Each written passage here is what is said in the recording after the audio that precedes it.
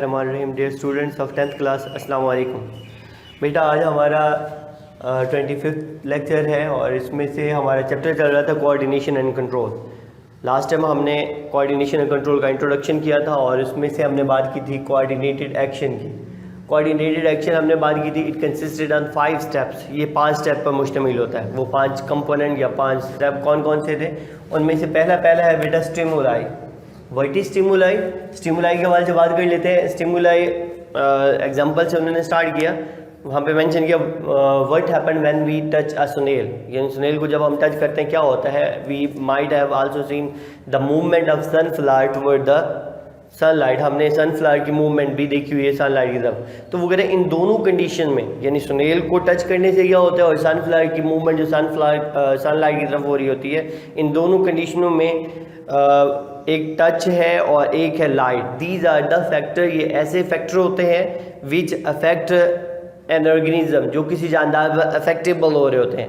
And then they are producing changes, और फिर वो तब्दीली उस जानदार के अंदर प्रोड्यूस कर रहे होते हैं, तो उसको नाम दिया जाता है स्टिमुलाई।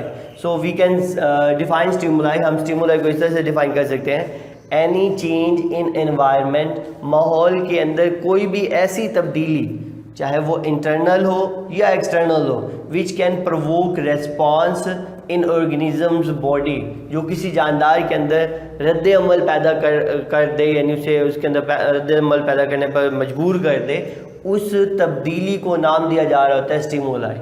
ठीक, तो इस हवाले से वो कहते हैं हमारे सराउंडिंग में heat, cold, pressure, sound waves, microbial infection, etc. These all are considered as stimuli। यानी ऐसी चीज़ें जो किसी भी जानदार की बॉडी के ऊपर अफेक्टेबल होती हैं। जब वो अफेक्टेबल होती है तो वो जानदार उसको रेस्पॉन्स शो कर रहा होता है, तो वो फैक्टर जो होते हैं वो स्टिमुलाई कहलाते हैं। यानी अब टेम्परेचर जो होता है, जनरली सर्दी गर्मी की सूरत में हम अपनी बात कर लेते हैं तो हमारे ड्रेसेस चेंज हो रहे होते हैं, तो वो उसमें टेम्परेचर बेसिक स्टिमुलाई होता है जिसकी बेस पर हम अपने अंदर तब्दीलियाँ ला रहे होते हैं। तो ये हो गया बेटा स्टिमुलाई।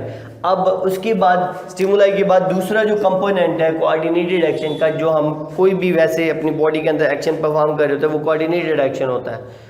वो स्टेप्स पर है, तो वो स्टेप्स में से स्टिमुलाई देख लिया। दूसरे स्टेप की बात कर लेते हैं या दूसरे कंपोनेंट की बात कर लेते हैं। ये है बेटा रिसेप्टर। रिसेप्टर्स क्या होते हैं? Receptors are the organs, tissues, cells which are specifically built to detect particular type of stimuli.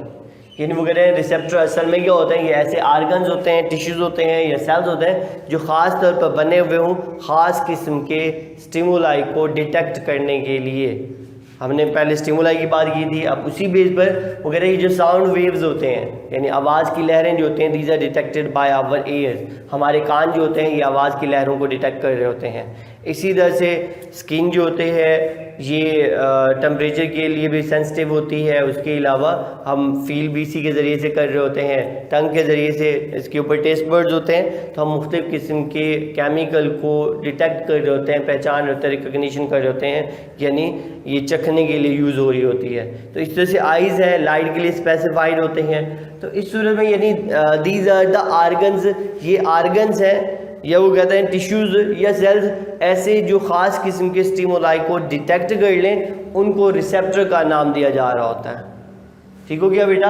अब इसमें से हमारा ईयर है, स्किन है, यानी our 5 sense organs are consider as receptors of our body. हमारे बॉडी के जो हम छोटी क्लासों में पढ़ते आ रहे हैं 5 सेंस आर्गन, वही सेंस आर्गन ही हमारी बॉडी के रिसेप्टर कंसिडर किए जा रहे होते हैं।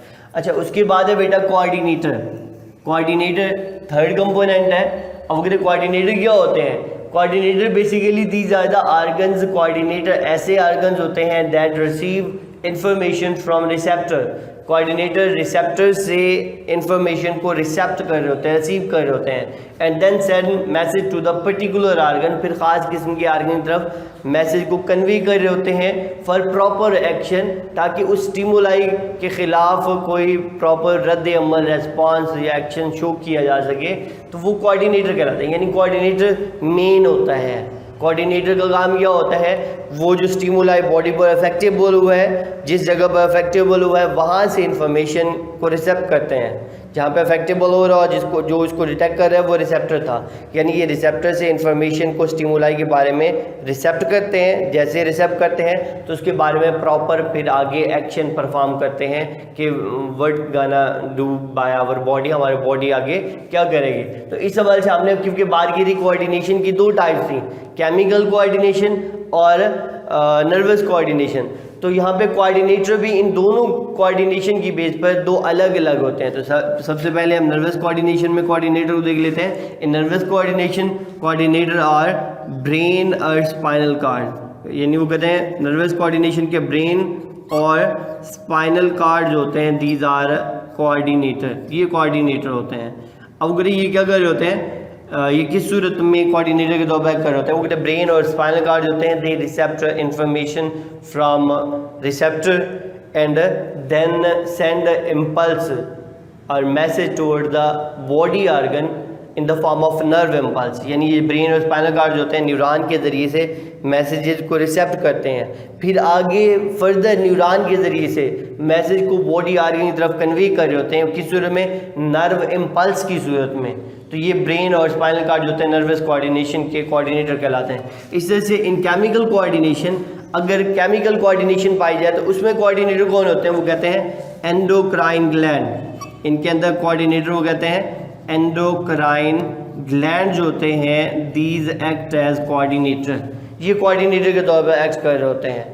कैसे, वो कहते हैं they receive information in the form of various chemical, यानी एंडोक्राइन ग्लैंड हमारी बॉडी के अंदर मुख्तलिफ हैं, इसी चैप्टर के अंदर आगे हम डिस्कस करेंगे। तो वो कहते हैं ये मुख्तलिफ केमिकल की सूरत में इंफॉर्मेशन रिसेप्ट कर होते हैं, then they send message toward body organ और टिश्यू, या फिर बॉडी आर्गन या टिश्यू की तरफ मैसेज को कन्वे कर होते हैं इन the form of secretion of various type of hormone, मुख्तलिफ किस्म के हार्मोन की सेक्रीशन के ज़रिए से ये आगे मैसेज को कन्वे कर रहे होते हैं बॉडी पार्ट्स की तरफ। तो that is considered as a chemical coordination, ये केमिकल कोऑर्डिनेशन में कोऑर्डिनेटर का रोल हो जाता है। तो ये बेटा आज का हमारा टॉपिक है। इंशाल्लाह कल हम नेक्स्ट कोऑर्डिनेटेड एक्शन के जो पार्ट्स हैं उनको डिस्कस करेंगे। फ़ी अमानिल्लाह।